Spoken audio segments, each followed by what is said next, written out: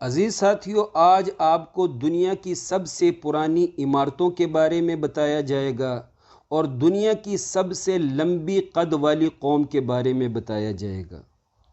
دنیا کی سب سے پرانی عمارتیں آج موجود بھی ہیں اور محفوظ بھی ہیں۔ قوم عاد اور قوم سمود کی 6000 سالہ پرانی تعمیرات آج بھی محفوظ ہیں۔ ان کے علاوہ کسی قوم کی اتنی پرانی تعمیرات آج موجود نہیں ہیں۔ یہ دونوں قومیں، قوم عاد والے، قوم سمود والے، دیو قامت لوگ تھے۔ پورا پہاڑ کاٹ دیتے اور اس پہاڑ میں اپنے لیے حسین ترین محلات بنا دیتے۔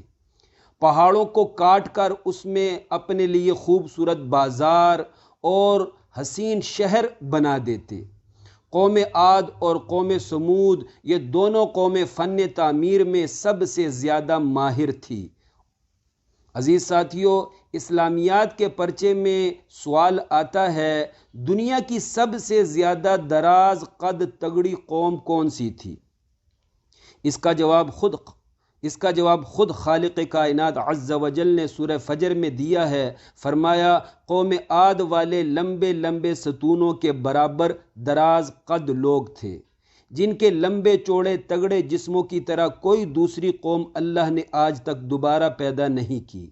تفسیر خزائن العرفان میں لکھا ہے، قوم عاد یعنی حضرت ہود علیہ السلام کی ظالم سرکش قوم کو جب اللہ نے تباہ و برباد کر دیا، اس کے 100 برس بعد قوم سمود دنیا میں آئی، یعنی حضرت صالح علیہ السلام کی قوم دنیا میں آئی۔ قوم عاد میں سے جو لوگ مسلمان ہو گئے تھے اور عذاب الہی سے بچ گئے تھے، ان دراز قد مسلمان لوگوں سے قوم سمود پیدا ہوئی۔ لہٰذا یہ بات واضح ہو گئی کہ قوم سمود دراصل قوم عاد ہی کی نسل ہے۔ اسی لیے قوم سمود کو عاد ثانیہ بھی کہا جاتا ہے۔